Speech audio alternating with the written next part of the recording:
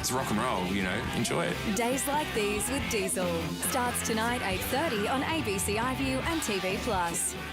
Everybody say babies! Babies!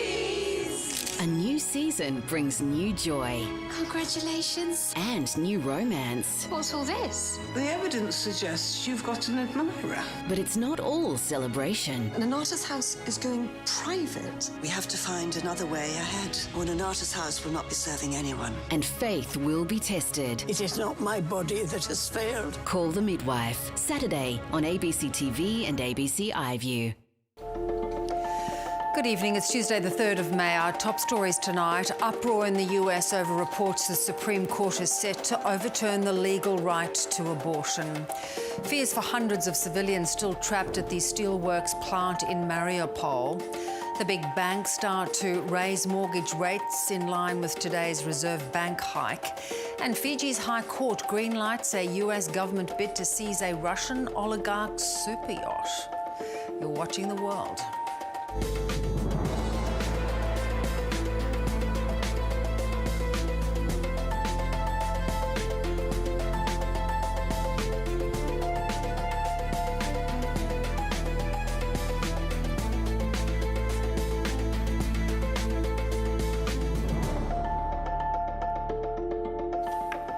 I'm Beverly O'Connor. Also tonight, the son of late Philippines dictator Ferdinand Marcos, the front-runner ahead of this weekend's presidential election.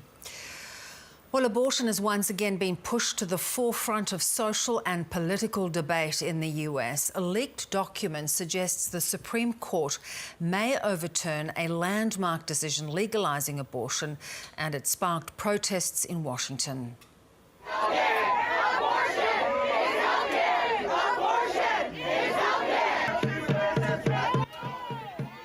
The ruling from 1973 is commonly known as Roe v. Wade. US media outlet Politico says it has seen an initial draft majority opinion written by Justice Samuel Alito in which he says the decision was egregiously wrong from the very start. The report has not been verified, but Politico says the court and the justices can still change their position. They are not going to get away with this. Let me say that I don't care what I have to do, but they're not going to do this to D.C., and they are not going to do this to America. There's more of us than there is of them, and we are going to fight. I'm very passionate about being pro-life, and I'm just here as an observer to see what the attitude is like and kind of witness history, because this is a huge deal. You know, the Supreme Court documents were leaked, and it's a big deal to see Roe v. Wade potentially overturned. And we'll have more on this story with human rights lawyer Julie F.K. a little later in the program. Well, the rescue of hundreds of civilians still trapped in bunkers under the steelworks in Mariupol could be in jeopardy. Russian troops have launched new attacks on the Azovstal plant, but the UN and Red Cross are still trying to oversee more evacuations in the coming hours. ABC correspondent Nick Dole reports from Dnipro. It wasn't long before Russia resumed its bombing of the Azovstal steelworks in Mariupol. There are still women and children trapped in bunkers beneath the vast plant, and Ukrainian troops making a last stand against the Russian forces surrounding them. A brief ceasefire has allowed more than 100 civilians to escape. They're safe, but they're traumatised. There is no house anymore. All the time we spent in the bunker, they were bombing. They'd been living underground for over 2 months.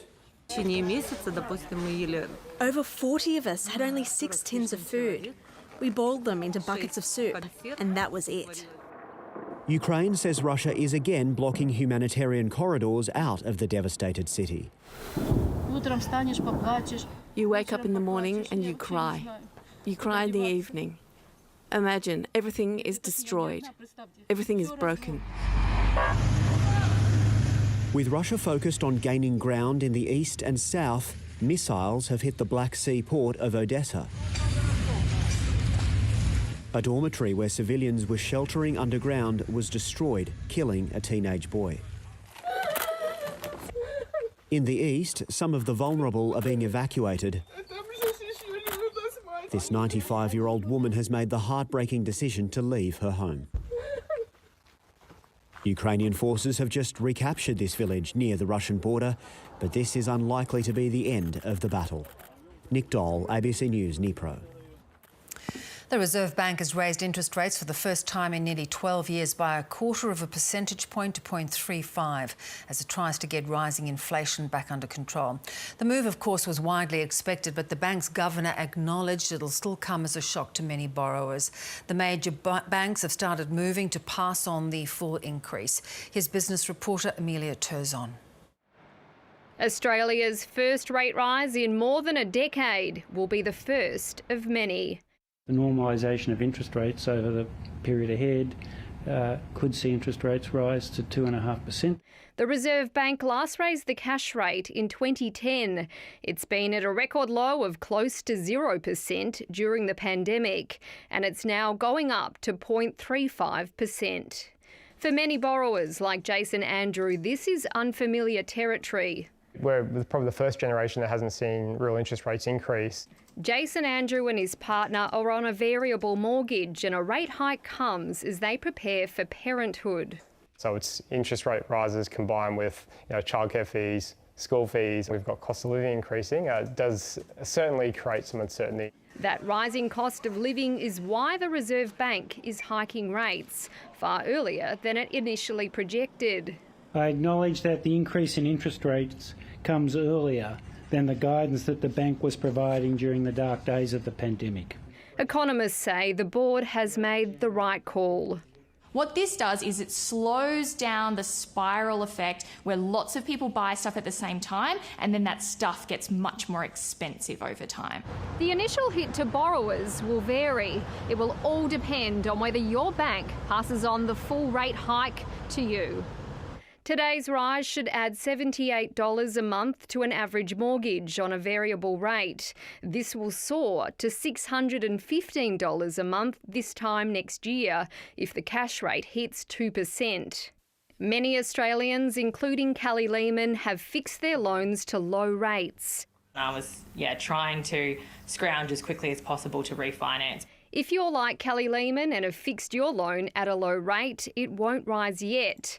Her payments won't rise for now, but soon there will be a cliff. I can definitely see that being an issue coming, the end of my 2-year stint of being locked in. While borrowing costs might be going up, interest rates on bank deposits will rise too, which is good news for savers.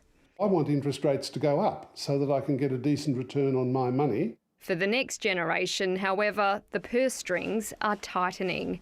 Amelia Turzon, ABC News. Shanghai's COVID crackdown is facing more scrutiny on Chinese social media after video emerged of a senior resident being taken away in a body bag despite still being alive. The footage shows funeral parlour workers dressed in full PPE returning a stretcher to the nursing home after initially loading the person into a hearse. 5 officials were punished for the error, according to the district government. They said the resident is now receiving treatment in hospital and is in a stable condition.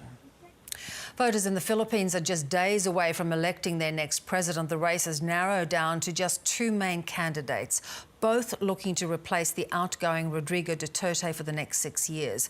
But as the race enters its final week, political divisions are being laid bare. Here's Tyson Whelan. The Marcos name carries significant weight in Philippine politics. Ferdinand Marcos Sr. was a dictator who ruled the country between 1965 and 1986. It was an era marked by the decades-long use of martial law, state-sanctioned torture and blatant corruption.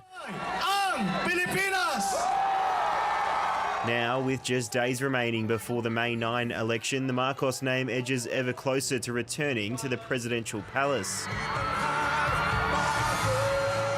Ferdinand Marcos Jr., who is known by the nickname Bong Bong, has promised unity for a country facing crisis.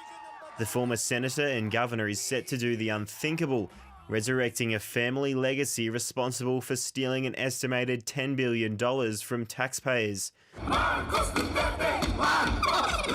But with economic challenges at the forefront of voters' mind, a sense of nostalgia has festered in the Philippines for a time of stability, even under an iron fist. I want Bongbong to win because he is the one who has already done something. And when he campaigns, it's not filled with empty promises. People can see that he has already done a lot. Standing in his way, though, is the country's vice president. A progressive lawyer and economist, Lenny Robredo, narrowly beat Mr Marcos in 2016 to become second in charge. Ending extrajudicial killings in Duterte's drug war sits atop Robredo's agenda. She's also vowed to promote democracy. Of all the presidents I have seen in my 70 years of age, and I've seen a lot of presidents, she is the only one who really goes around and asks the people what their needs are. But it will be an uphill battle for Robredo, who trails the frontrunner in the latest polling. Marcos has the support of 56% of likely voters, Robredo 23%. Former boxer turned politician Manny Pacquiao is polling in the mid-single digits, marginally ahead of Manila's mayor Francisco Damagoso. If Marcos is able to win Monday's vote, he'll be the first Philippine leader banned from entering the US, where he faces arrest for defying a court order to pay more than $500 million in damages to human rights victims. Current President Rodrigo Duterte has yet to endorse a candidate, but his party has backed Marcos Jr. Tyson Whelan, ABC News.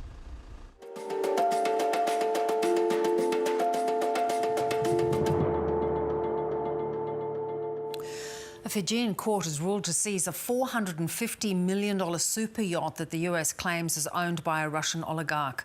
The 106-metre-long Amadea arrived in Fiji last month, but defence lawyers argue it's owned by someone else, and they have been given time to appeal.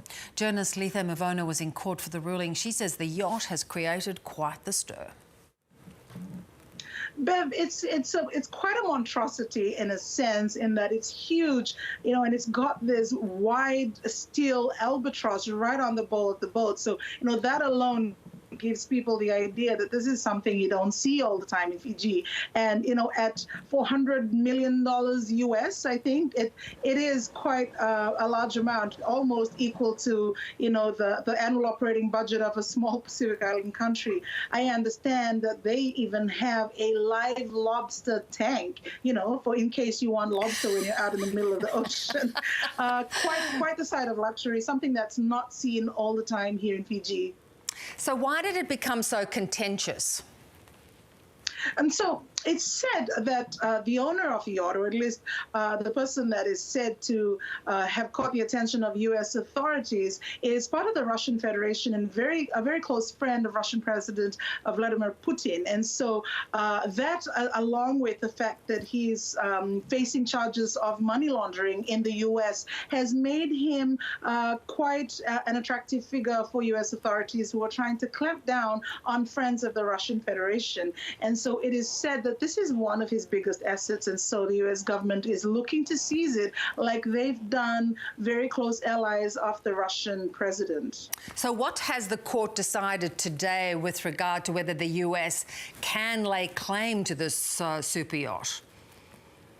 And so, first of all, this super yacht has been evading authorities all around the globe ever since the invasion of Ukraine by Russia. And it took a very long route through the Pacific Ocean to get to Fiji from Mexico, 18 days, not a route that yachties would take, and one that meant that they had no choice but to have to refuel in the middle of the South Pacific. And so Fiji, with our tourism infrastructure and our port facilities, is an attractive location for that. But I suspect that they were hoping also, given our colorful diplomatic character, that they might be able to evade U.S. authorities. Unfortunately, they came into Fiji having not followed proper immigration protocols, and so they faced fines for 2 breaches of immigration procedure. But of course, they paid that off, and then came the legal wrangling to get U.S. warrants to seize the vessel and all of its elements or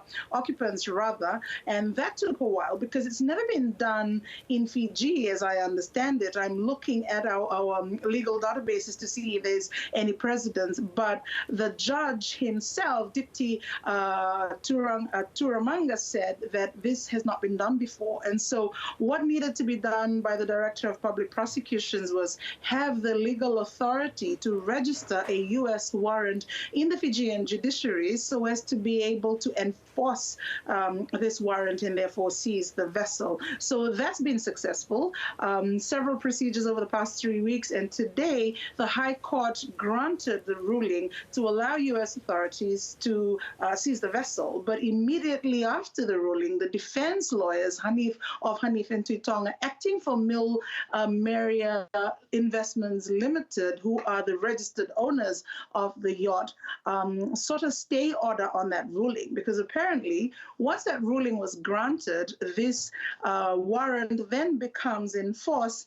And what the defense counsel has said, that the U.S. Coast Guard as well as U.S. Maritime Authority are apparently in Fiji and asking questions off of the crew of this yacht. So there were some fears that the yacht could be towed out into open ocean in the middle of the night tonight and therefore, make its way into U.S. territory.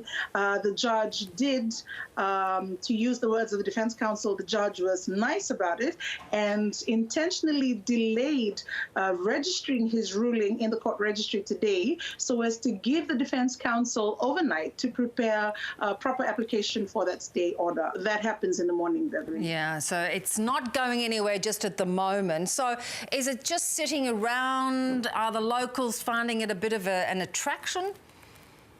It is most definitely an attraction, Beverly, but the police, given the legal stay order, the legal order on the boat, disallowing it from leaving the Fijian waters, means that there's some sort of security. Not so much, though, that people can't, boat around it to watch this beautiful vessel, something that probably has not been seen in this country before. But you're most definitely right. The defense counsel has indicated that they intend to apply for a stay order, which the High Court judge has indicated he intends to grant, and also with the condition that the vessel stay in Fiji in the 30-day period that defense counsel has in which to appeal today's ruling. So that's going to happen tomorrow, and we will expect the Amadea to be in the western port of Lautoka for an indefinite period, Beverly. Interesting stuff.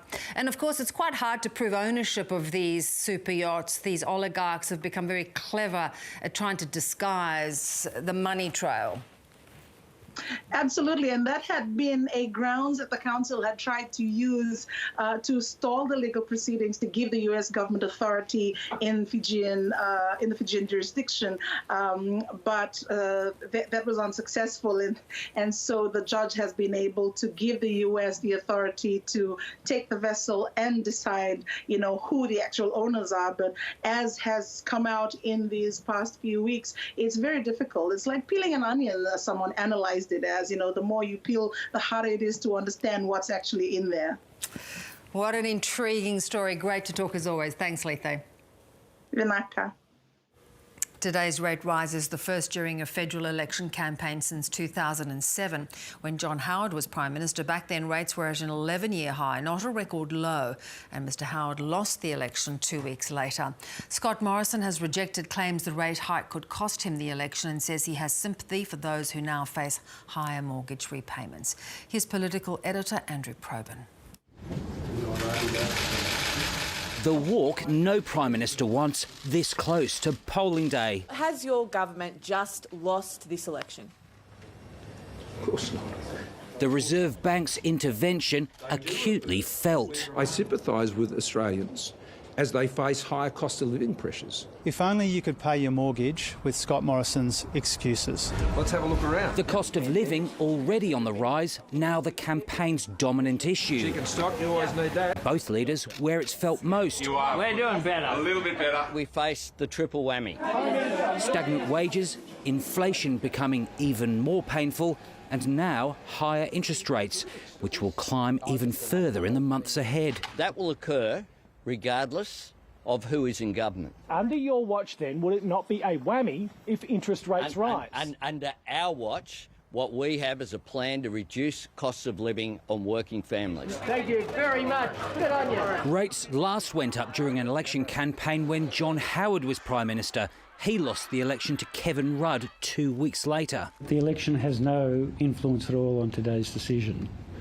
The Reserve Bank has been given a mandate by Parliament. Who do you want to rely on to ensure that we can minimise the impact of these pressures on your household budget, on your business? The PM attempting to turn voters' minds to another economic comparison. A leader of the Labor Party who only 3 weeks ago didn't even know what the cash rate was and now thinks he's better able to manage it. Today, Scott Morrison's lies and scare campaigns have blown up in his face. The post-election economy will be tricky terrain for whoever wins on May 21.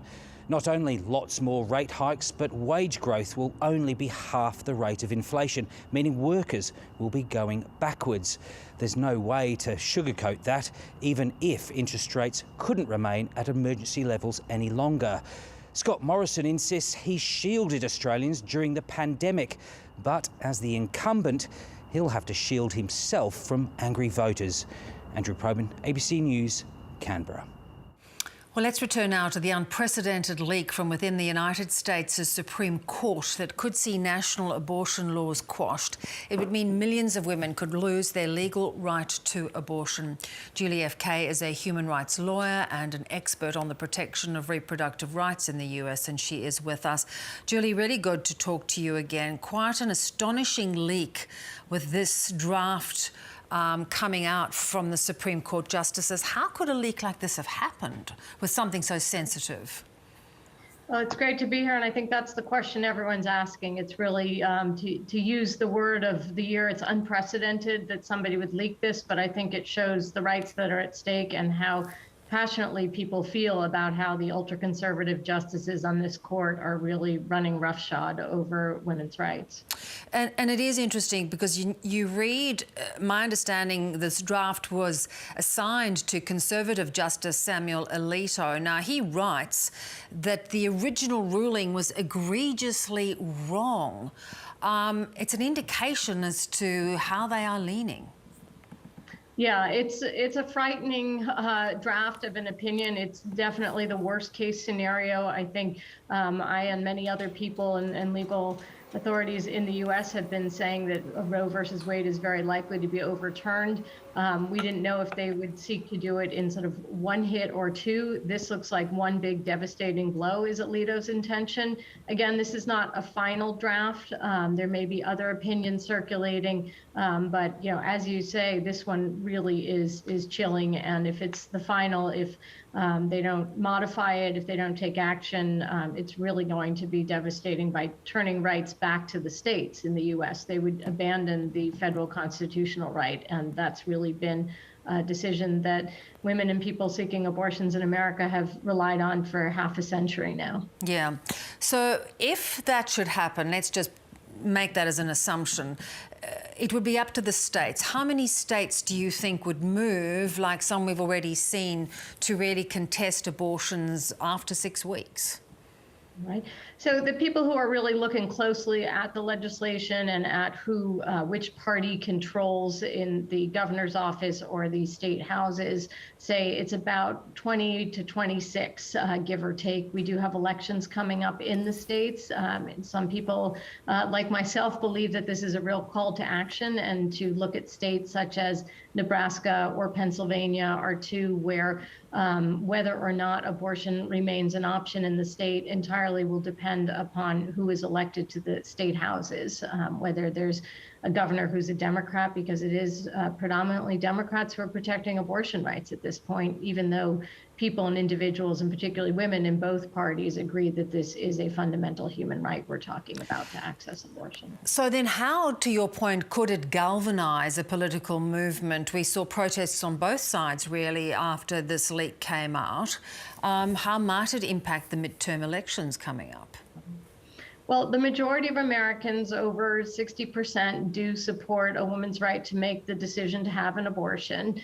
So it is a majority viewpoint. Among Democrats, that number rises even higher. And then on top of that, we have people who are champions for abortion rights, particularly some of the newer, more progressive women and women of color who are being voted into office, who really see this as an issue of your ability to participate in the world, to be free from discrimination, to have bodily autonomy. And that's how we need to start talking about this in our state houses. And we need to, as voters, start demanding that the people who want our vote recognize that this is a right, not just a choice. So I do think there's some hope in that way. I've been talking to people since the leak came out, I guess about 12 hours ago, maybe a little more in America. And they're shocked, they're saddened, but they're also angry, and they're asking me, what can we do? And I think that's a really important question, because we've known that we would get to this point with the Supreme Court. We don't know how quickly, but we've known that Roe has been, not here to stay under the Supreme Court for a long time. Yeah. When, we think back to Donald Trump's presidency, 3 justices were confirmed during that time. And during those confirmation hearings, they insisted that they would not interfere where a precedent had been set. They are now justices. How much pressure could they come under now? Well, I think that's a very good question. This has been something that has been on their to-do list, on the top of their to-do list, and the states have known it. When we saw the justices close their eyes to Texas abortion ban and the just devastating results that has had since September 1st of last year, they're impervious. I think Justice Roberts, who's the Chief Justice, a little less so, but his vote doesn't matter anymore. As you said, Beverly, with 3 Trump-appointed justices, we lost that battle. It's the U.S. Supreme Court is all about counting to 5 justices, and they have it. So I think it really is time to, say goodbye to Roe, unfortunately, but there's a lot we can do, and that we will take action in this country. And I think, the U.S. needs to follow the model of other countries that have been liberalizing abortion laws, whether it's Ireland or Mexico or Colombia, Argentina. We're looking at mass protests led by women and people who are their allies, who are saying this is a fundamental human right, and we're not going to take it sitting down. We're going to demand more. So I'm optimistic for the future, but I think in the meantime, we're also really going to have to support women and people traveling for abortions in the U.S., because those states in the United States where abortion will remain legal, at least 15 of them, they're going to be hard to reach. They're on our coasts. Travel's expensive. Over half the people who are looking for abortion services are already parents, are already mothers. So there are childcare expenses. There are leaves from work. There are a whole bunch of costs that people in America are ready to step up and start giving privately to support people and to make sure they get abortion pills for medication abortion when needed. Yeah, we even noticed that Amazon was going to pay travel expenses. They sort of just phrased it under medical costs, but it was fairly clear as to what that might mean. So when do you think this draft might be handed down in a more formal sense, if it stays the way it is? Yeah. Well, they have until the end of June when term ends. They could release it any time. It is really unusual to have a draft released early. The people I've been speaking with, none of us have ever heard of this happening before. So, I have a feeling it was a shock to the Supreme Court as well, and how they react remains to be seen. But I think, more voices, more pressure until the duck comes down, as they say. I'm thrilled to hear that companies are standing up. We really tried to get a lot more corporations to speak up against Texas's ban the way they did around some of the anti-LGBTQ plus legislation that we've been seeing in the schools. We had, some corporations come up and support Citibank, Match.com, but we really need corporations to realize this isn't just about shuttling women from state to state and helping abortion migration, but really saying we can't have these laws. These states need to be safe havens, not aggressively taking away women's rights. Yeah. Julie, appreciate your time. Thank you so much. Thank you so much. At least 8 people have been killed and many more feared trapped after a 3-storey residential building collapsed in Nigeria. Rescue crews worked through the night with authorities freeing more than 20 trapped residents. Building collapses are common in Lagos, where more than 40 people died when a high-rise crumbled on workers in November last year. Authorities are facing backlash for not enforcing building regulations. A small company has pulled off one of the world's greatest catches, intercepting a rocket as it fell to Earth with a giant helicopter. Taking off from Mahia Peninsula on New Zealand's North Island, the experiment by aerospace company Rocket Lab is the first time a mid-air helicopter capture has been attempted. After offloading 34 small satellites into orbit, the company caught the 12-metre-long booster shaft before it splashed into the Pacific Ocean. If it is in good shape, the procedure could pave the way for more reusable rockets, a feat so far only achieved by Elon Musk's SpaceX. Well, one of fashion's biggest events of the year, the Met Gala, has delivered its signature mix of lofty glamour and rather outrageous designs. Celebrities returned to the red carpet to showcase the work of designers outside the Metropolitan Museum of Art in New York. Among early arrivals was the global editorial director of Vogue, Anna Wintour, who's presided over the Met Gala for almost 30 years. This year's theme took inspiration from the Gilded Age, a period after the American Civil War. Nicknamed the Oscars of Fashion, the event raises money for the museum's Costume Institute, with tickets costing around $50,000.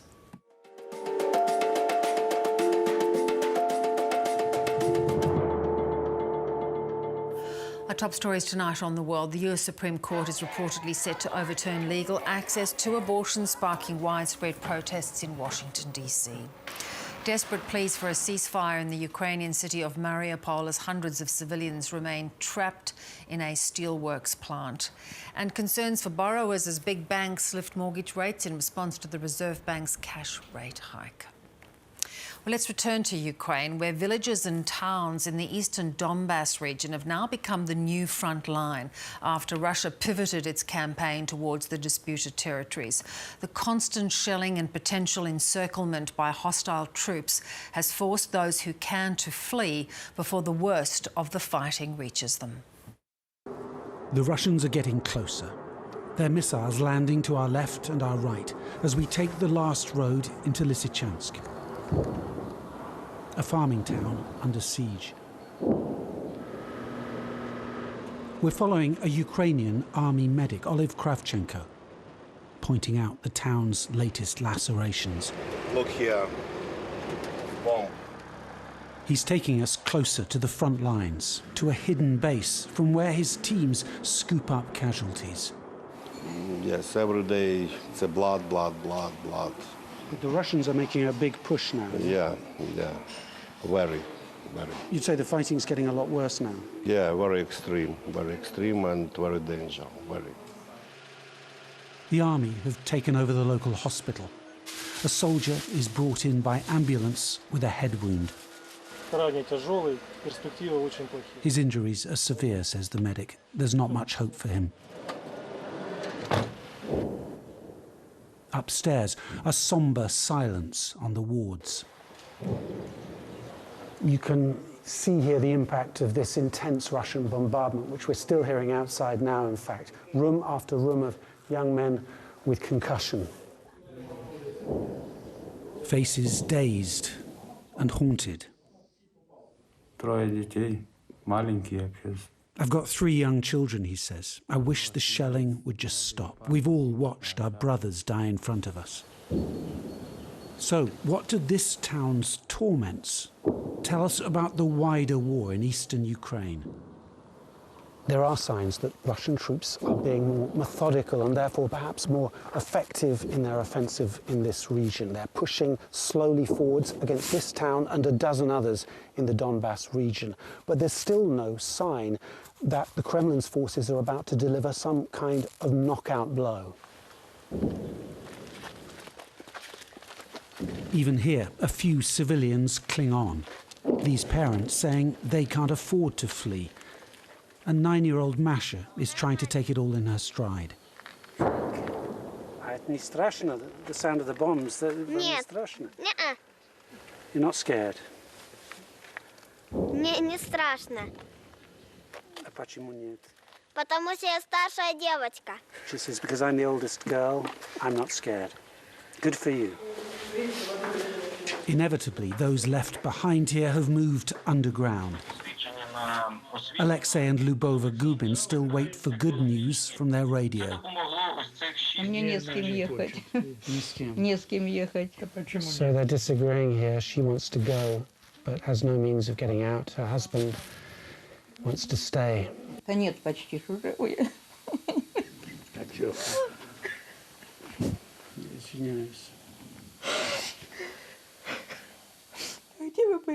Have you seen what's happened here?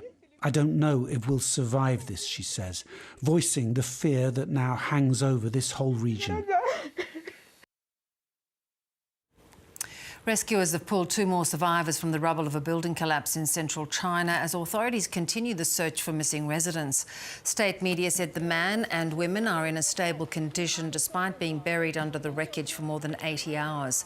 The 6-storey property collapsed on Friday afternoon in the Hunan province, prompting President Xi Jinping to call for investigations into the structural integrity of buildings across the country. 9 people, including the building's owner, were arrested on suspicion of ignoring construction regulations. Well, as we've been reporting over recent weeks, the security pact Solomon Islands has signed with China has raised regional concerns for both Australia and the United States. But could Papua New Guinea's Manus Island offer a potential counter for Australia to interdict and cut off China? International and political editor at the Sydney Morning Herald, Peter Harcher, says it's an idea that's been floated before. Manus Island, which we know, of course, mainly in connection with the offshore processing and holding there of refugees who wanted to come to Australia, before that had another significance for Australia and for the world, in fact. During World War II, the US, together with Australia and other allies, operated out of a deep natural harbour on Manus Island, where today there is a bit of a relic, a leftover from that time, the Lombran Naval Base. It's just a sad rundown shadow of its former self. But the Allies used that in World War II to very good effect. And the effect was this, that the Japanese had established a major force, nearly 40,000 troops, nearby on another island in Papua New Guinea, in Rabaul. And instead of directly attacking frontally that Japanese force to drive them out of the Pacific, out of the South Pacific, the Allies instead cut it off using that port on Manus Island. And that was very effective. It cut, operating from Manus Island, the US Navy and the Australians and the Kiwis and the Brits and others cut off the sea and air connections of the main Japanese force at Rabaul from resupply from Tokyo. And what I pointed out today was a point made to me by a historian, military historian at the University of Western Australia, Peter Dean, that you could today use Manus Island and the naval base that the PNG forces maintain there to do the same thing, to cut off, in the event that China were to eventually go ahead and build any kind of military base in the Solomon Islands, that a base in Manus Island could do the same today to a Chinese base in the Solomons as the Allies did to a Japanese base 70 years ago. That is fascinating. To do that, though, you wouldn't expect Australia to operate on its own. You would imagine it would require a broader vision beyond just Australia. Yes, first you'd have to get approval from PNG to use the base for Australian operations. At the moment, there's a very modest redevelopment underway that Australia proposed with the Papua New Guinea government. Interestingly enough, the Americans, under Donald Trump, this was in 2018 actually, the Americans asked to join that effort and did. So already you've got the basis there for the US, Australia, Papua New Guinea to cooperate in the redevelopment of that port as a naval base. Problem is that, as we know with Australian defence acquisitions and movements generally, it's too little too late. The agreement with PNG and the US was reached in 2018. It took 2 years to let a contract to get anything started. Work only actually began construction another year later, so it took 3 years. Nearly 4 years into it, there's hardly anything happened. And that redevelopment itself is only big enough to take small boats, patrol boats, nothing near the scale required for a serious naval base. Would it not seem to be preemptive of what China might do, though, even as much as we've learned about their potential plans for Solomon Islands? Would it be preemptive of the US, say, Japan and Australia to band together in a sort of Pacific, broader vision to manage that threat by developing a proper base on Manus?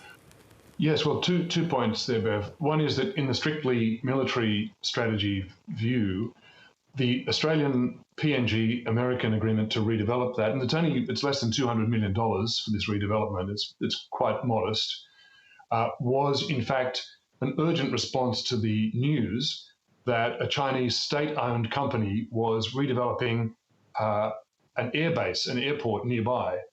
And the Australians realised that they were in the process of being outmanoeuvred.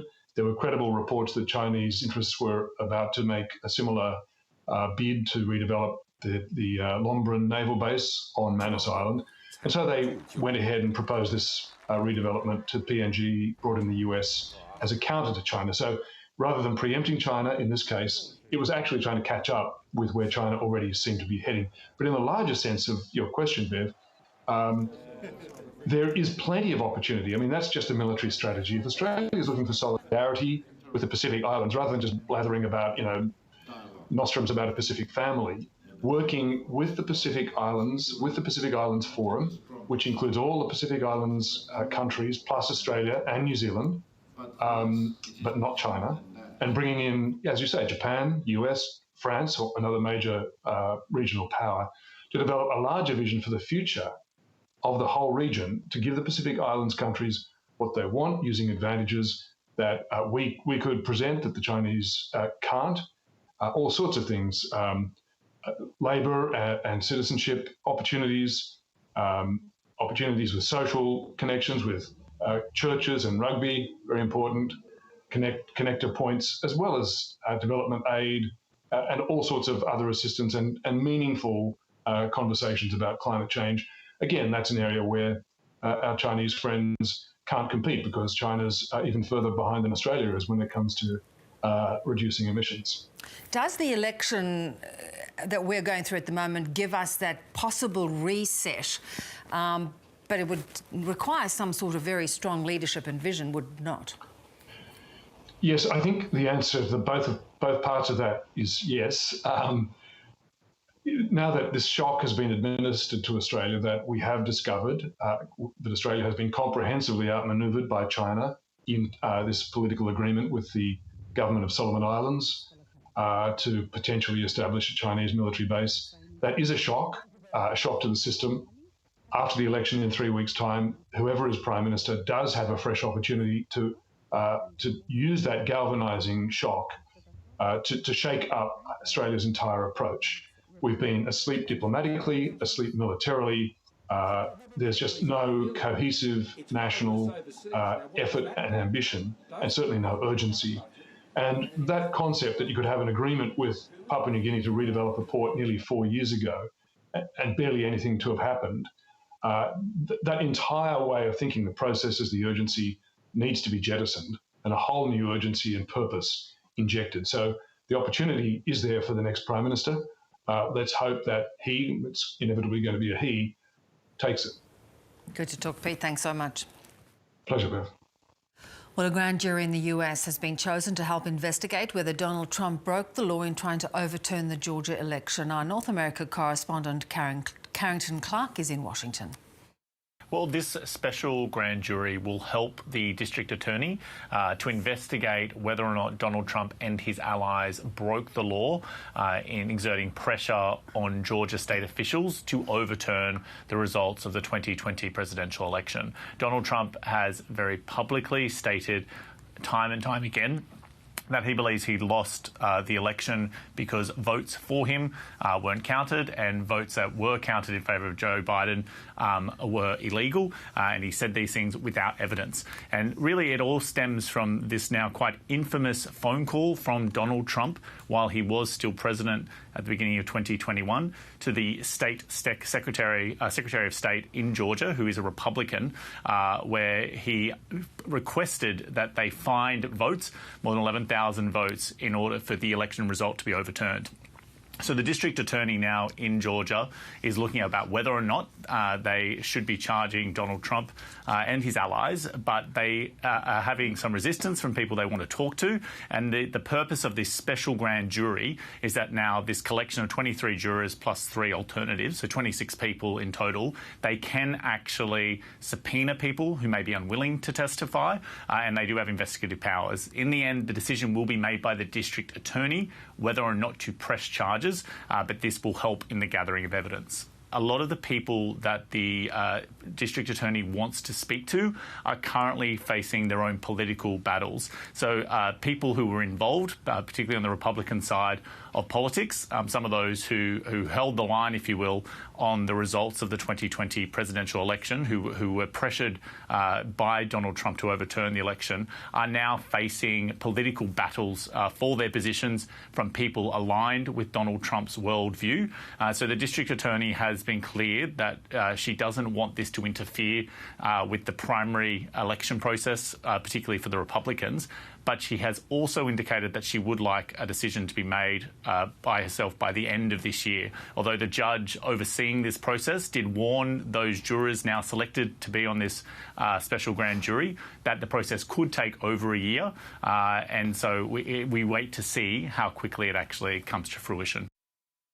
Tech billionaire Mike Cannon-Brookes has become the biggest shareholder of energy giant AGL. The company, which runs some of the country's biggest coal-fired power stations in New South Wales and Victoria, is Australia's biggest greenhouse gas emitter. The Atlassian co-founder says he wants to lead efforts to decarbonise AGL. Tech billionaire Mike Cannon-Brookes has a pitch to the shareholders of Australia's largest energy generator, AGL. I'm Mike Cannon-Brookes, and today I represent the largest shareholder of AGL, but I need your help. The founder of software giant Atlassian wants to turn AGL into a clean energy provider and stop the company's demerger, which would spin off its coal-fired power stations into a new entity that would keep running until 2045. The plants themselves have significant grid access, which is needed if you're going to build out large-scale renewable storage facilities. In a late-night share raid, Mike Cannon-Brookes' Grok Ventures spent $650 million to become AGL's largest single shareholder, with more than an 11% stake in the company. It follows 2 failed takeover offers from the billionaire and Canadian investment firm Brookfield in February and March. I think the demerger would result in higher prices and less grid stability. Mr Cannon-Brookes needs to secure 25% of the shareholder vote in June to derail the demerger. I think that it will be difficult for him to get many people over the line unless the price is significantly higher. In a statement, AGL says its demerger plans are in the best interest of shareholders and will allow for a responsible transition away from fossil fuels. However, after years of watching the company's value plummet, several shareholders have told the ABC they aren't convinced. Clean energy finance experts are also sceptical. The current board, the current CEO has totally failed. Shareholders have copped it in the neck repeatedly for the last decade. It's time for a change of strategy. A billionaire's big bet on transforming a 184-year-old energy giant. Rihanna Whitson, ABC News.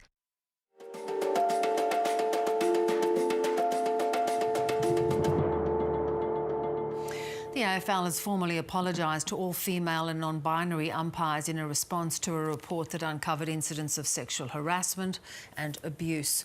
A University of Sydney study into female Aussie rules umpires uncovered a culture of sexual harassment, misogyny and spectator abuse that is driving women away from officiating the sport.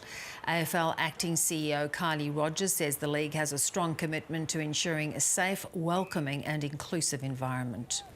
On behalf of the game, we apologise to any woman who suffers harassment or sexism of any kind and would encourage them to report it to their local club, to their league or to the AFL itself. The AFL will soon commission an action plan aimed at getting more women involved in the game. Well, it's shaping up as one of the great underdog stories in Australian sport. The Tasmanian Jack Jumpers have won through to a National Basketball League Grand Final series in their first season in the competition. Last night's semi-win over Melbourne United has left the basketball world stunned and Tasmanian fans jubilant.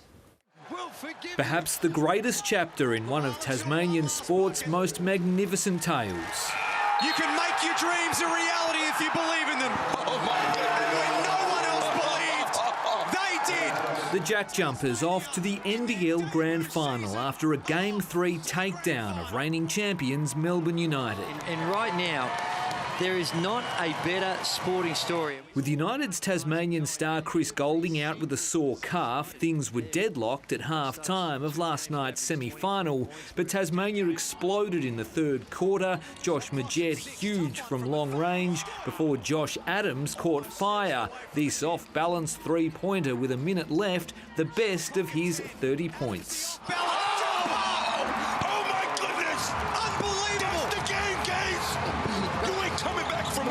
To defend the island again and impact the state like these guys have done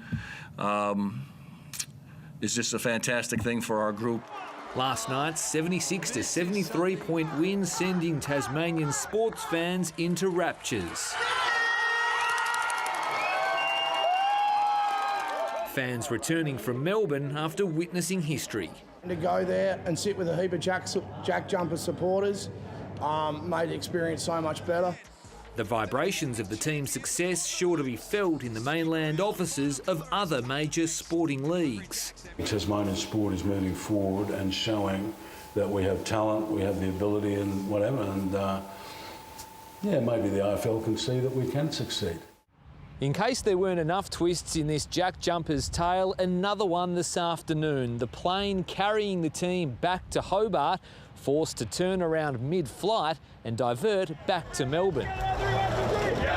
A minor mechanical issue the problem, the team itself unfazed with attention firmly now on grand final opponent, the Sydney Kings. And we're just going to go back to grit and grind, JJ's way. Let's bring it in. The Cinderella story continues on Friday night when Game 1 of 5 tips off in Sydney. Chris Rowbottom, ABC News. One of Australia's top female basketballers, Liz Cambage, has revealed she never felt supported in camp with the Opals. The four-time WNBA All-Star has debuted with her new club in the US and is standing by her decision not to play for her country in the World Cup later this year. Still 2 weeks from the start of the WNBA, LA Sparks training doesn't usually draw this much of a crowd. Then again, there are very few players with a following like Liz Cambage. It's a dream come true to have her in LA. I think for years we've been wanting her here. If you don't know, it's Liz Angeles now. It's Liz Angeles. Did you make that hashtag up? I didn't, but it's wherever I go, people just seem to turn the city name into my name. From Las Vegas to LA, Cambage says wearing the purple and gold is a dream come true. Representing Australia in the green and gold didn't quite feel the same. I'm living my best life. I'm supported, I'm protected on a level that the Opals or the Australian team never gave to me.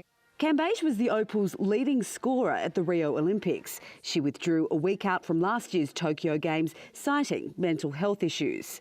She's already decided not to return to Sydney for the Women's World Cup later this year. My heart lies with those who want to protect me and those who want me to be the best I can be. and I never felt that in the Opals at all. Drafted to the American League at 19, the 30-year-old still holds the record for the most points scored in a single game. 53 points! A new Wings record and a new WNBA record for Liz Cambage. After failing to make the playoffs last season, the Sparks are touting the Australian as their key to a fourth championship. This pre-season game was the first chance for Sparks fans to see Liz Cambage in action.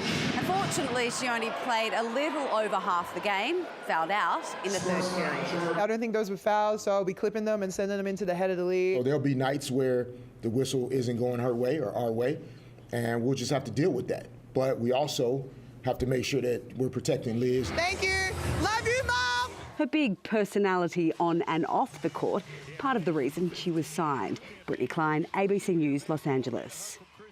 In surfing, men's championship leader Brazilian Felipe Toledo has advanced to the last 16 competitors at the Margaret River Pro. Toledo defeated Australian Ryan Callanan with a combined score of 11.4. Always has a good upbeat tempo when he's riding a wave, and he'll redirect for the clean finish. 3 Australians have made it through to the next round: Callum Robson, Ethan Ewing and Jack Robinson, but 11-time world champion Kelly Slater was eliminated. Let's get a check of the weather. Here's Paul Higgins. Well, overnight, a cold front and some pretty chilly air behind it will begin a downward slide in temperatures across the southeast. So showers there and a colder day tomorrow. Showers and potentially thunderstorms along this inland trough and over the southeast, of course, and south coastal Western Australia. A few showers along Queensland exposed east coast too, plus scattered showers and storms in the central and southern interior, but mostly sunny in Brisbane. For New South Wales, a few showers developing across the eastern half of the state, mostly about the western slopes. In Canberra, afternoon showers, sunny in Sydney until showers in the evening. A shower or two will spread from western Victoria in the morning, but especially across southern and mountain areas. A few showers on the way for Melbourne. Not so much showers in Tasmania, but rain in the morning, easing to showers in the afternoon. Hobart will have up to 10 millimetres of rain. In South Australia, showers over the agricultural area, less so in the far north and on the west coast, and showers for Adelaide. For Western Australia, a few showers about the south coast, but plenty of sun in Perth. The chance of a shower or thunderstorm over the north interior, far northeast Pilbara and far southern Kimberley. Mostly sunny across the territory, including Darwin. Possible showers and storms about the Tanami and northwest Simpson districts. Our top stories tonight: the US Supreme Court is reportedly set to overturn legal access to abortion, sparking protests in Washington. Desperate pleas for a ceasefire in Mariupol as hundreds of civilians remain trapped as Russia begins again bombarding the Azovstal steelworks plant. And the big banks lift mortgage rates in response to the Reserve Bank's cash rate hike. That is your world for tonight. You can watch the show on iView, and there are more world news and interviews at the ABC's YouTube channel. I'm Bev O'Connor. Hope to see you soon. Bye-bye.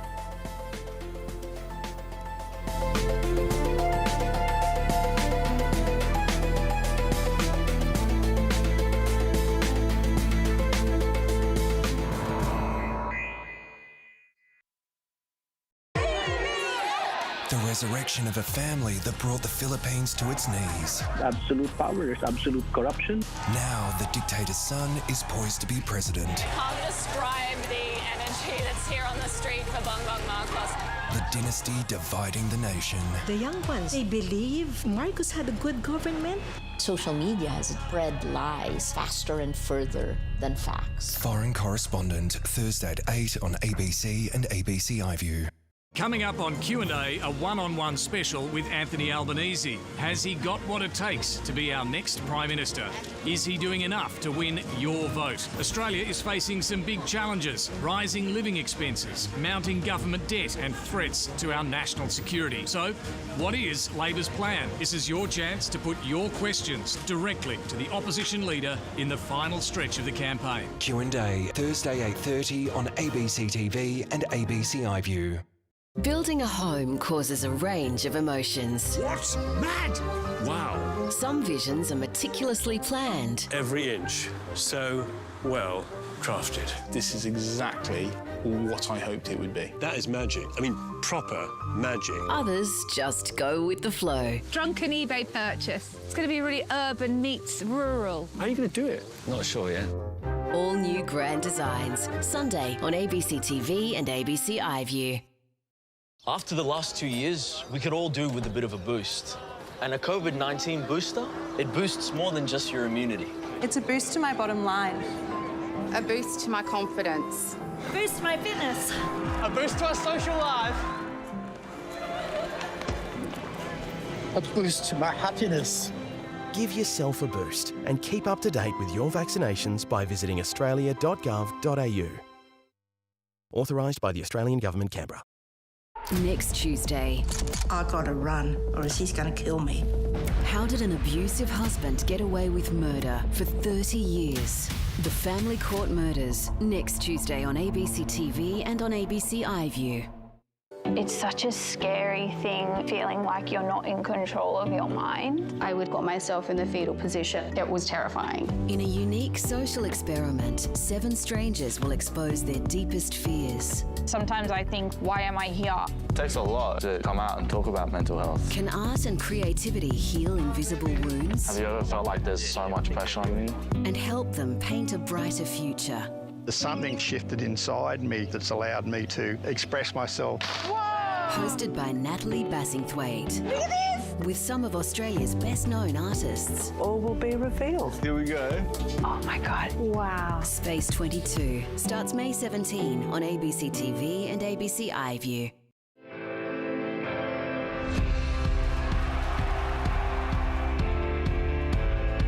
How about you come on a journey with us? You with me, guys?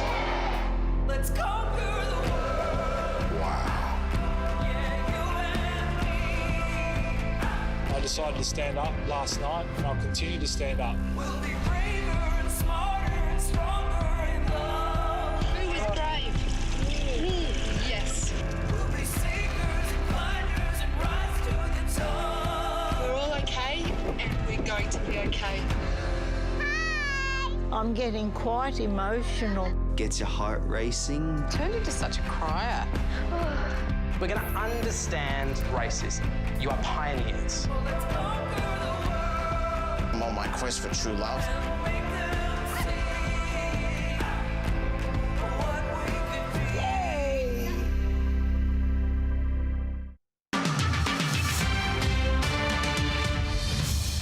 Hello, Beverly O'Connor with the top stories on ABC News. The big banks have tonight begun announcing they will pass on the RBA's interest rate rise in full in coming weeks. The Reserve Bank raised the cash rate to 0.35, its first increase since 2010. It's also the first time it's happened during an election campaign in 15 years. But Scott Morrison has rejected claims the move will cost him the top job. The rescue of hundreds of Ukrainians still trapped in bunkers under the steelworks in Mariupol could be in jeopardy. Russian troops have launched new attacks on the Azovstal plant, but the UN and Red Cross are still hoping to oversee more evacuations. The Climate Council says Australia is heading for an insurability crisis. Projections show climate change could make 1 in 25 homes too expensive to insure by 2030. That number is even higher in some of the most affected regions, including parts of Brisbane, Greater Shepparton and Port Adelaide. And hundreds of celebrities have shown off their lavish costumes at the 2022 Met Gala. The event raises money for New York's Metropolitan Museum of Art, with tickets costing around $50,000. Those are your latest stories. Bye for now.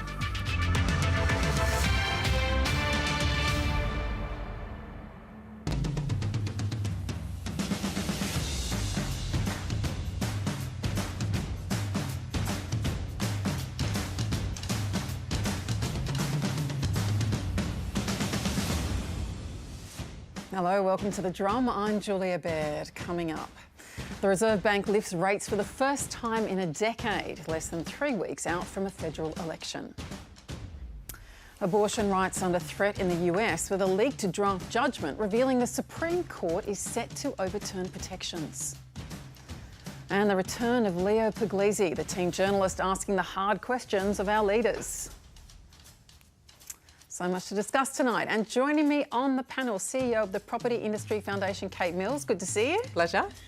Managing Director of Public Relations firm Agenda C, Parnell McGuinness. Hello. Hi, and Canberra. He's had just a little bit of a busy day. National Economics Correspondent at The Age and Sydney Morning Herald, Shane Wright. G'day, Shane. G'day, Julia. Congratulations on recovering from COVID. Thank you. And in Melbourne, reconstructive surgeon Dr. Neela Janaki-Ramanan. Always good to have you, Neela. Hey.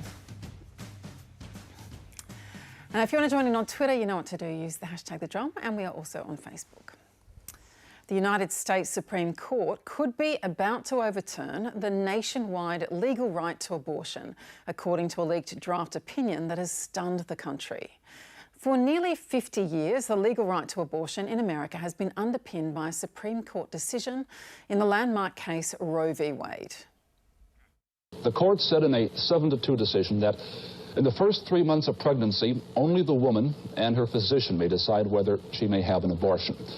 In the second 3 months, all the state may do is regulate abortion procedures. And only in the final 3 months of pregnancy can the state forbid abortion. The court ruled in cases from Texas and Georgia, but all 50 states are effective, whatever their laws. The case was brought by Norma McCorvey, known by the legal pseudonym Jane Roe, who sought to challenge the validity of Texas restrictive abortion laws. At the time, each US state was free to legislate on abortion. And although the US Constitution doesn't explicitly mention abortion, in that decision, the Supreme Court found that it confers a broad right to obtain one. Almost 50 years on, and a case currently before the Supreme Court involves a challenge to Mississippi's attempted ban on abortions after 15 weeks. According to the leaked draft opinion written by Justice Samuel Alito, the court looks set to overturn the 1973 decision. We hold that Roe and Casey must be overruled. The Constitution makes no reference to abortion, and no such right is implicitly protected by any constitutional provision. Roe was egregiously wrong from the start. Its reasoning was exceptionally weak, and the decision has had damaging consequences. And far from bringing about a national settlement of the abortion issue, Roe and Casey have inflamed debate and deepened division. The leak of the draft opinion is almost unprecedented in the court's history, and if it does decide to remove the constitutional right to abortion, individual states will again be free to restrict the procedure or ban it altogether. For more on this, we're joined by Senior Lecturer in US History at Flinders University, Prudence Flowers, who researches the anti-abortion movement in the United States. Welcome to The Drum. Thank you. Hello. Now, can you explain to our viewers, first of all, what the significance of Roe v. Wade was? What did it do at the time? Well, Roe v. Wade established abortion as a constitutional right. As you mentioned at the start of the kind of sketch, states were changing their laws regarding to abortion, but it wasn't a nationwide right, and it varied state to state. So Roe v. Wade establishes abortion as a constitutional right, and it does so by drawing from the right to privacy. It's been reaffirmed over and over again in the ensuing years. So sometimes Roe v. Wade is referred to as a super precedent because the Supreme Court has upheld it over and over again. So if it's overturned now, this is a really dramatic moment, not just because it will be removing abortion as a constitutional right, but also because it will be overturning something that has been upheld multiple times by the Supreme Court.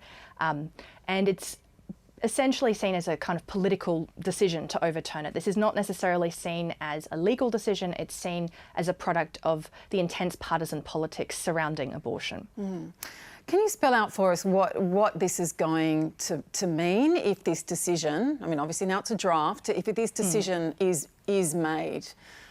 Because there are still some states with trigger provisions, aren't there? Yeah. So if this decision becomes the majority opinion, what it's going to do is return the issue of abortion to the individual states, and that is essentially going to create a checkerboard of access. So there are about 13 states that have trigger laws on the books right now that if Roe is overturned, abortion will be instantly banned. And it's estimated that there's about another 10 to 12 states that would severely restrict abortion. Concomitantly, there's about 16 states, I think plus the District of Columbia, that have laws protecting abortion rights. So abortion won't be banned nationwide. It will just be accessible dependent on geography. And that also means accessible dependent on financial means to travel because If a state bans abortion, that doesn't actually stop people wanting to access abortion, they just travel to access abortion, and it's extremely expensive financially to do so.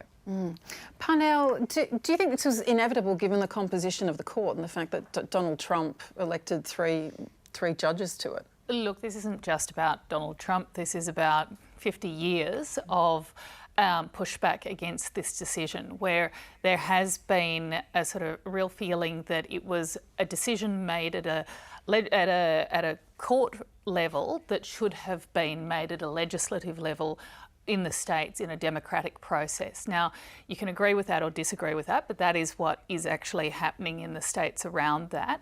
And this opinion is also clearly focused around the legality of putting something like this, or of interpreting the Constitution in this way. So while we can discuss the decision itself and the importance of Roe versus Wade separately, this is really about the legal side of things, and it highlights an issue that comes up and again, that lay people often don't agree with the way courts decide because the law is structured in a particular way.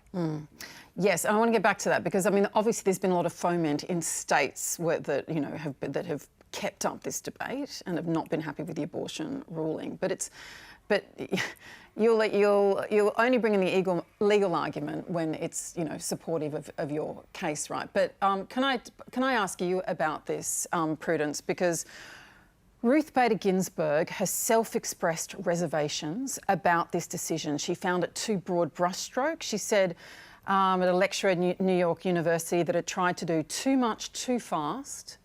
It made every abortion restriction in the country at the same time, illegal in one swoop. She said doctrinal limbs too swiftly shaped may prove unstable. Has this proven her right? Look, there's been criticism of Roe from many people, both supporters of abortion rights and access and, of course, opponents. In some ways, I think a lot of that criticism is kind of coming with the benefit of hindsight. Yes, there are problems with the way that Roe was decided, and in some ways the trimester framework itself is quite clunky and unwieldy that determined abortion rights. But I think the reason abortion remains so contentious and has been essentially relitigated over and over again is not because of the substance of the law. It's because of a very, very active anti-abortion movement that works in unison with the Republican Party. Like, you look at the level of partisan division over abortion, Republicans make it a huge political issue each campaign cycle and have done since 1980 with Ronald Reagan. But there's actually broad popular support for abortion, and there's about 60% of Americans support Roe itself. So the level of political discourse around it doesn't actually match public opinion. And I think as well, if you look at the US and the kind of polarization, political polarization around abortion, and then you compare that to places like Canada or Australia and the UK, the reason abortion is so controversial in the US is nothing innate to the procedure. It's really the way in which it's used politically, I think. Yes, no, I can see, Neela, you nodding away there. I noticed recently, I mean, this is one of the things that has divided Americans for a long time in the way it's been argued and the way it's been structured, in differences between courts and so on. And when Sean Penn went over to Ukraine recently, he said, just as a general observation, seeing how everyone united to fight made me realise what it was that we were all missing. Now, is this something that will actually be a very divisive thing, because this just then takes the fight back into all of the states once more? Look, I think what Roe versus Wade and then Casey versus Planned Parenthood, which followed, which changed the trimester rule to a different framework.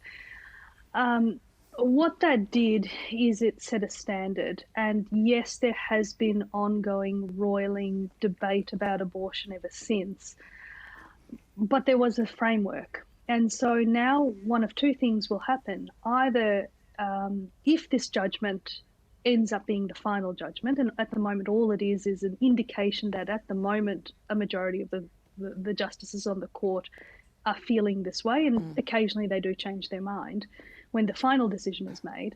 But if this is ultimately what happens, either it will go back to every single state to make up their own decision, or the Women's Health Bill, which is currently in Congress, might need to be passed, because the courts are not the only way in which abortion can be protected in the United States. Federal legislation could potentially do exactly the same thing. And it is up to Congress to now, federal Congress, to act on that.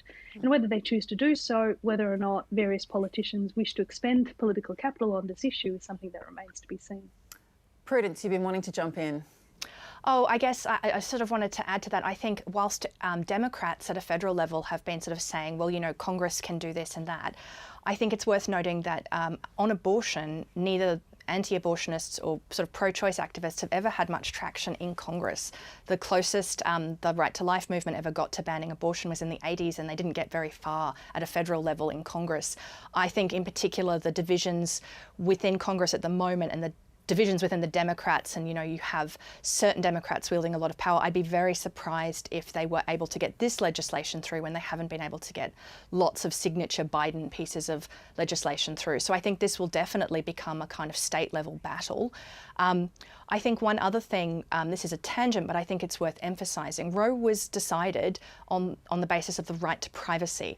And I think one thing that people overlook in this debate is that the right to privacy, the right to sexual privacy, underpins a huge array of rights that Americans enjoy, including the right to access contraception, the right to view pornography in their own home, the right to have to engage in sodomy. It also underpins same-sex marriage rights. So I think it's worth noting that if Roe is overturned because it's not a constitutional right, they're saying that the right to privacy is essentially a spurious right. And I think that it opens up a huge scope for conservative action at a federal and state level, which is deeply concerning. I'm interested just on that idea of needing to have something in the Constitution in order to be legal. I know that sounds like a very naive question, but that was central to Alito's argument, to his reasoning in this, right? That it has that the right to abortion is not rooted in the history and tradition of the country. But does that allow any movement or any kind of recognition of civil rights movements or those kinds of things? Oh, I mean, that's a very interesting point, isn't it? There's lots of things in the Constitution that are not palatable to contemporary there's lots of things that underpinned the original Constitution that are not palatable to contemporary audiences. Look, Alito and basically every appointee, certainly since George Bush Jr., they're constitutional originalists, so they will always make that argument that the Constitution is a set document and has to be interpreted as the founders would have understood it. It's not the only way of interpreting the Constitution. It's a very particular school of constitutional interpretation that Republicans have embraced. Every person that Trump put forward for the Supreme Court was endorsed by the Heritage Foundation, a conservative think tank.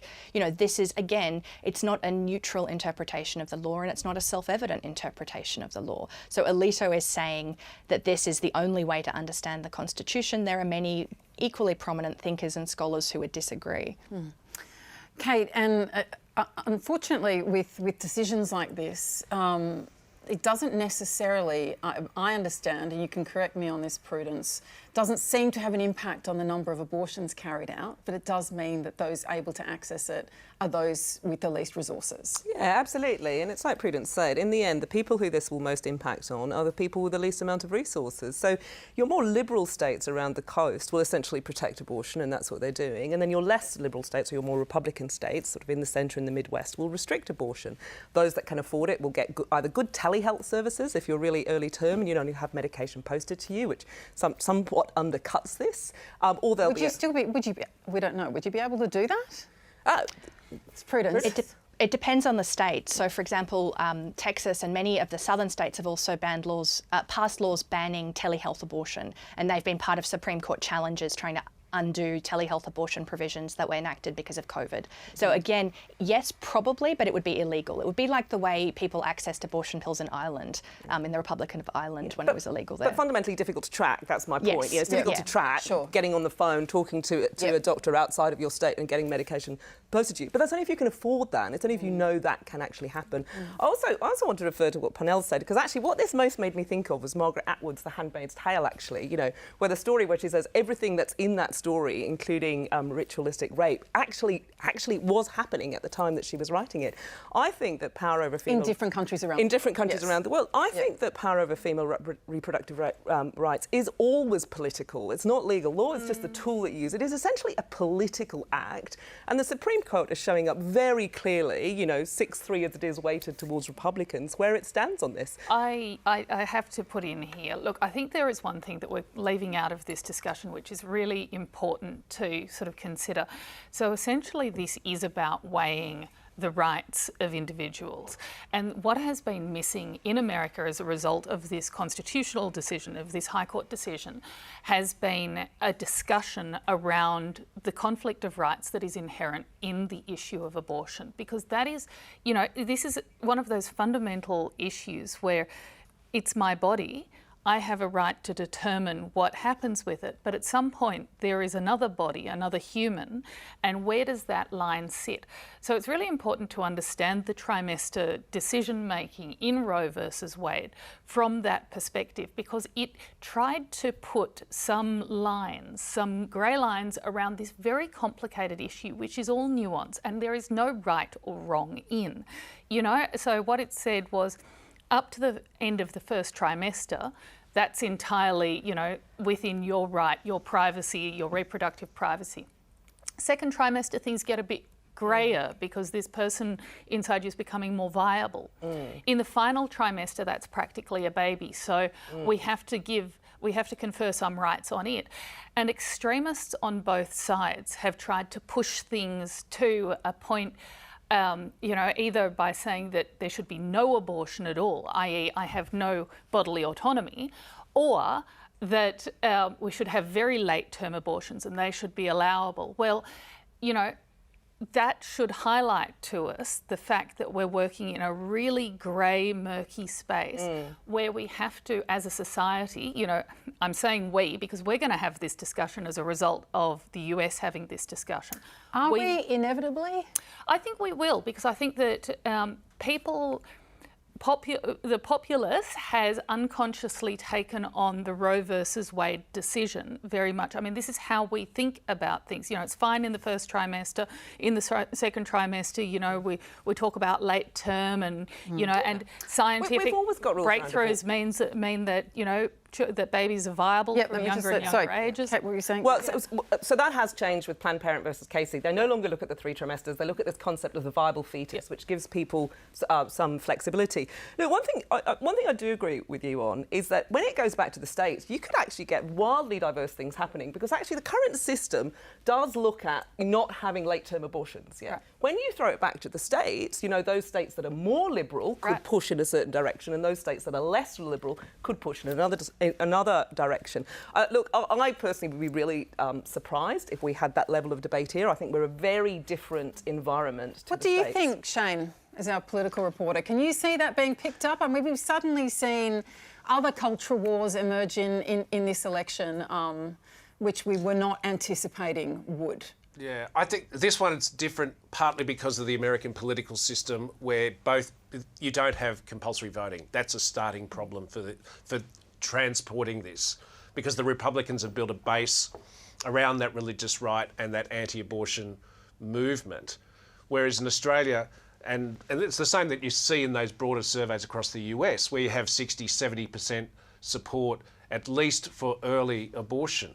And so trying to drag that into the Australian political system is very difficult, I think, because the consensus really around the middle is we don't like abortion per se, but we have this system that works where voters think, right, it's a right. I think the other issue is, you're looking at the US, you get into Biden, who was facing a disaster at the midterms coming up. He now has a rallying cry. The Democrats have a rallying cry, and I think it will be interesting to see what happens, whether they use this issue to really drag out those who have been upset by the cost of living issues that are going on in the US, about Biden in general, about Ukraine, whether this cultural rallying point will be used by the Democrats to drag out support, as opposed to the Republicans who've used it previously. And Prudence, this is exactly the area of your research, isn't it? How these debates play out in different jurisdictions. What's your reflection on this? I think that Biden will... I think it will be interesting because Biden so far has really been loath even to say the word abortion, which has been really noted by reproductive rights organisations who have kind of pushed back on what they view as the kind of mealy-mouthed, wishy-washy approach to reproductive rights coming from the White House. I want to kind of challenge something that was said there about most people not really being comfortable with abortion but being willing to tolerate it as a right. Again, a majority of people support abortion in the US in all or most circumstances. In Australia, we have really high rates of population support who identify as pro-choice. Abortion is a very routine, common healthcare procedure. In the US, it's about 1 in 4 women have an abortion in their reproductive lifetime. This is not some kind of distant, unknown thing. It's a very, very common procedure that many people will come into contact with in their life. The average person who has an abortion is already a mother. It's not the single teen or the kind of dissolute woman. It's a very common procedure. And I think its commonness can work for it, but I also think there's a huge amount of shame perpetuated by the way in which we talk about abortion. And I think the Biden administration would really have to do a complete about-face in terms of how they talk and think about abortion to utilise this in the midterms. I think that Biden is going to do poorly in the midterms, to be honest. It's the historic track record in general for an incumbent president, and Biden had a very, very narrow control over both houses, and he's probably going to lose that. Republicans have been really coherent in their kind of messaging, attacking Biden's plans. I don't think that has anything to do with the issue of abortion, and I feel it's a kind of disappointing reality that the Biden White House is not necessarily a strong advocate on the issue of reproductive rights. Kamala Harris obviously is, but she doesn't necessarily wield that much authority in terms of the agenda of how they'll be approaching that midterm election. Republicans, I think, will obviously be touting this as a victory for what is a 40-plus year strategy and using this to show the base that they have actually delivered on something that had long seemed impossible. And you have to remember, Republicans have failed on an array of other culture wars issues that they'd been kind of rallying the base on. So, for example, same-sex marriage had long been something that Republicans used as an electoral strategy, and that they lost that battle. So here is something that they can use to show the base, well, Trump was defeated, but we are still committed to this issue and to the kind of culture wars rhetoric that really mobilises conservative Christian Americans. Just quickly, Prudence, I mean, there's been a lot of speculation, discussion today about the fact that this was leaked and a lot of different theories about it. I mean, I was really interested in the theory put forward by The Economist saying that perhaps Roberts, and we don't know Justice Roberts' opinion on this, perhaps right now he's trying to convince Kavanaugh and Barrett away from a full overrule of Roe, that there might be some, way to pull people back, and that people want to prevent that happening by saying these are the lines right now, just so we have it on record. This is who was opposing it and this is who was for it. Yeah, look, the assumption was that Roberts was going to be the new swing vote. So this is obviously when Kavanaugh was nominated. Roberts was seen as moving into the role as a swing voter who would be a kind of tempering influence on some of the arch-conservative tendencies on the court. And then, of course, when Amy Coney Barrett is appointed, you don't need a swing vote. I do think it is incredibly fascinating that this draft has been leaked. It's the first time in modern US history that this has happened. Obviously, it's a February draft, so we don't know where things stand now. Roberts, it's sort of widely assumed that Roberts was comfortable doing away with the viability threshold that Casey put forward, but not necessarily overturning Roe v. Wade itself. So the case in question proposed a ban on abortion after 15 weeks and was an attack on fetal viability as the threshold for abortion rights. And it's sort of widely understood that Roberts was comfortable with that line. You don't overturn Roe, but you do away with fetal viability, which will gradually allow you to reduce the threshold of access more and more once viability isn't the standard. So that seems quite likely to me. I mean, there's been also kind of sort of fringe theorists claiming that Sonia Sotomayor's radical leftist staffers have leaked this, but that makes very little sense, really, to me, in terms of if you were trying to influence the opinion of the court. This seems tactically to be much more likely to have come from someone like Roberts, who is widely understood to be very concerned with the sort of legacy of the court and his own reputation. And again, to reiterate, it's something like 0.5% of Supreme Court cases have been overturned. It's very unusual for the court to overturn itself, to overturn established precedent, let alone super precedent. Roberts would be acutely conscious of all the concern around the politicisation of the court, much of which is seen as happening whilst he's been Chief Justice. Right, it's interesting, all the theories do highlight the fact that this is a draft. There's often vote trading that happens at the very last moments and multiple drafts, but at least it's all out in public view now. We really appreciate your analysis of this, Prudence. Thanks so much for sharing it with our viewers tonight. Prudence Flowers from Flinders University, and you're watching The Drum. With me on the panel, CEO of the Property Industry Foundation, Kate Mills, Managing Director of Agenda C, Parnell McGuinness, in Canberra, National Economics Correspondent at The Age and Sydney Morning Herald, Shane Wright, and in Melbourne, Reconstructive Surgeon, Dr Neela Janaki-Ramanan.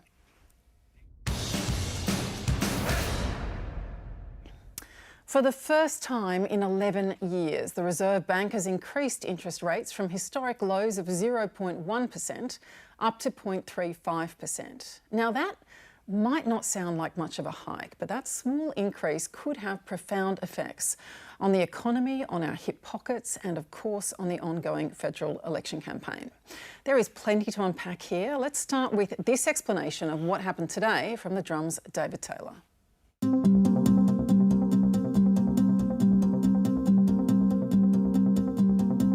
The cost of borrowing money or taking out a loan has just gone up. The Reserve Bank today increased its cash rate target by 1/4 of a percentage point, or 0.25%. It'll bring the cash rate, the rate the big banks check before they set the rates on their variable mortgage products, to 0.35%. If passed on in full by the commercial banks, the rate rise will add more than $65 a month to repayments on a $500,000 variable rate mortgage, and double that on a $1 million loan. But it's not just homeowners that will need to find tens of extra dollars a month. Renters whose landlords are still paying off their mortgage may find their rents lift in coming months as the landlord passes on their higher monthly repayments. Anyone with a credit card may find their interest rates rising too over time. So you can see the impact that that will have on people who are already doing it tough. This is a full-blown cost of living crisis on Scott Morrison's watch, and now interest rate rises are about to be part of the pain. Australians have been preparing for this for some time. Throughout the course of the pandemic, we have seen them double their buffers on their mortgages. And we have seen them move from variable rates to fixed rates, double the proportion on fixed rates. So the $1 million question is, why did the bank tighten its monetary policy, especially when the cost of living is rising for Australians? The bottom line is that inflation, or the prices we pay for things, at over 5% is too high, and it could creep higher. The Reserve Bank reckons the pandemic economic crisis is now in the rear vision mirror. And even though the goods we buy are more expensive, in part due to the pandemic and shortages of things, enough Australians have been able to absorb the hit because they're employed. And the RBA says there's evidence those in the private sector are earning more too. That's despite recent Bureau of Statistics data showing wage rises are still quite sluggish at a bit over 2%. The combination of fiscal and monetary support has worked, and the development of vaccines in record times has allowed our society to return to more normal functioning more quickly than we had expected. One thing is guaranteed, the Reserve Bank has promised to raise its cash rate again, and soon, and it's expected to rise above 2% by this time next year. Shane Wright, this is slightly bigger than was expected, but still historically low interest rates. How much do you think this will hurt Australians? Well, the average new mortgage in New South Wales right at the moment is about $800,000. So that's, if once the banks pass it through, that's about $105 extra a month. So it is moderate, it's not huge, but I think the problem for anyone with a mortgage, that's me included, is that the bank has made clear more interest rates are going to come. And what was most interesting in the announcement made by Phil Lowe today was that he expects inflation to get to 6% this year, underlying inflation, which is what the RBA really focuses on, to get to 4 3/4, and inflation not to get back to the RBA's target band until the middle of 2024. So that means whichever unlucky duck wins the May 21 election, they are going to have this problem, which is high inflation, wages growth nowhere near 6%. $1 trillion debt as well. And $1 trillion worth of debt, and interest rates going up because the Reserve Bank, it's only got one mechanism in which to target inflation. That's the cash rate. That's what it has to use to bring it to control. But the Reserve Bank did have positive things to say as well, didn't they? They said this was a sign of the economy's was much more resilient than expected, and that there were signs of wage growth. The companies were starting to respond to that. Do you see evidence of that? Well, they would say that, of course, because they've been actually found out wrong. Now, you only have to... November last year, Phil Lowe says, I can still see interest rates being still at 0.1 early in 2024. You get to February, inflation's still not in the band, it's not sustainably moving in. That's only 3 months ago. So the RBA's been caught. And so it has to, like any good politician, it has to spin its story. And that is, right, 0.1 is ludicrously low, and don't get me started on the dangers of having money too cheap. I'll just point you to 2008 and the global financial crisis and what happens when you have really cheap money. That's the sort of problems you get, and you can get inflation, which we haven't had as a real issue for more than 12 years. So, yep, unemployment exceptionally low, and the Reserve Bank's been in an experiment, really. How low can it drive unemployment down before getting inflation picking up? So today, Phil Lowe says we think unemployment will be at 3.5% by year's end, but we'll have inflation at 6%. I think they've found that point where unemployment really starts to put upward pressure on inflation, which then hurts the broader community fairly heavily. What of Phil Lowe's argument, we just have to start normalising interest rates? He's absolutely right. We have to, apart from the fact that we've had the cash rate at 0.1 since November 2010, the Reserve Bank has bought $360 billion, or about a bit over $300 billion in government debt, federal and state. It's also extended a line of credit to the banking system. Then let's add in what the federal government has done, which has been they ran a $135 billion deficit the year before last.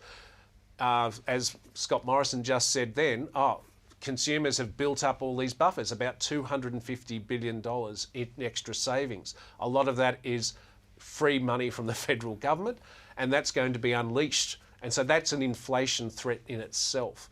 And then you've got the inflation pressures that are coming from overseas, which undoubtedly are there. But even this week, yesterday I was talking to ex-RBA Governor Bernie Fraser, who just said the economy is being stimulated exceptionally hard at the moment, and we've got an election campaign where the government announced in the budget $9 billion in extra cost of living measures. There's the low and middle income tax offset that hits. That's another $8 billion, and both sides of politics are promising billions of dollars to woo our votes.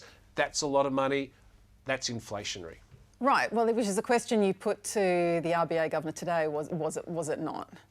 Yeah, it was, but got shut down fairly quickly because it's intently political what he's done today, what the bank has done. Because 3 years ago, the same bank, the same governor with much the same board, waited until 3 days after the election to announce we're going to start cutting interest rates because we've got to get the economy to grow much faster. That was an intently political decision, announcing an interest rate rise in the middle of a campaign that is dominated by cost of living issues. That's also political no matter which way you look at it. Right. Also, whether they'd acted or not acted, it would have been seen as a political act. Kate, you work a lot in the area of housing affordability and mortgage stress. What is it going to mean for people who are already pretty close to the bone and who have actually never known a rise before? Yeah, look, I think it's going to be pretty tough. And, you know, I think it goes back to what Shane said, which is, in the end, the RBA, it's only got one button that it can press. And unfortunately, that button it has to press extra hard, because when you look at housing, 1/3 of people have paid their mortgage off. So it's not going to affect them. They're effectively savers. That's fantastic. And then those envied, rare... Whoever they are. Yeah, not me. I don't know any of them either. Yeah. And then you've got the 1/3 that pay a mortgage that, you know, that's really where you're going to get the most amount of pressure. So you've got to press it really hard on them. So it's going to be really painful. But it does impact the renters as well. And then you've got the 1/3 that are renters. It's going to impact them as well. And, you know, I think, you know, bearing in mind what Shane said, you know, initially, you know, $100 a month isn't going to hurt people too much. But for people who, you know, you've got an absolute rental crisis in Australia at the moment. You know, you've had 5,000 homes come out of northern New South Wales and Queensland that, you know, we're desperately trying to replace with kind of modular building. You've got projections that we need an extra 170,000 homes by 2030. And we have a crisis right now. I mean, you talk about this future. Terrible issues with supply. Terrible.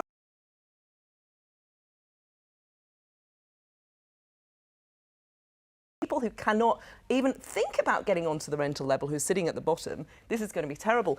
And I think what's interesting, and it does go back to what Shane is saying, there's so many different competing things going on here. So essentially you're trying those people and accept that people in the middle, like myself, are going to have to take that squeeze.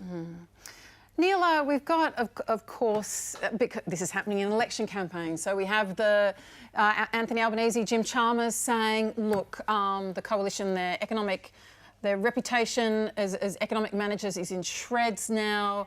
You know, the cost of living with interest rates, with inflation, and we have the Scott Morrison and Josh Frydenberg saying, well, and they're saying very slowly and very calmly today, this was always to be expected. Australians have been saving for this, and there's nothing to be concerned about, but there's a few global issues which are pushing inflation. What kind of an impact do you think that's going to have? Oh, look, I'm already seeing huge cost of living pressures being passed on to my patients. You know, these are the things that they come in and they talk about. People are struggling financially after the effects of the pandemic and reduced work and all sorts of things that have happened in the last few years. So yes, there is a proportion of people who've paid off their mortgage. There's a proportion of people who financially are better off at the end of the pandemic than they were beforehand. And then there's a whole lot of people, as Kate was saying, you know, the people who are at the bottom socioeconomically who are going to struggle. And so I think we need to be careful about how this is framed. Yes, it is possible that this was always going to happen. Yes, it's possible that this was foreseeable, but that isn't going to mitigate the impacts on people. And the reality is that if you're struggling financially to pay the rent or pay your mortgage month to month anyway, you are not the person who's managed to put aside money to save for a prospective interest rate rise in the future. So what I want to see from both political parties, all political parties, is, you know, what are they going to do about these cost of living pressures for ordinary Australians? Parnell, you did have a mortgage, but offloaded it, right? Before the pandemic. Before the pandemic. Right, yeah, our circumstances changed and it was a good time to sell the house, you know. Well, clearly, if we'd held on to it, it would have been an even better time last year. But no, so we sold it at a time which seemed sensible and, you know, it wasn't an easy decision. It was a house we loved a lot, but it was the right financial decision at the time. Now, we rent as a result from that because it didn't seem sensible to buy again after that. But I think, you know, we're in a comfortable position to be able to make a decision like that and to be able to finance it afterwards. And I do take your point about the people who are worst off are going to feel this most. I mean, really, this is why it's too late that it's happening now in many ways. You know, this response needed to happen a lot earlier. And frankly, I'd like to see politicians also acknowledging much earlier when they start printing money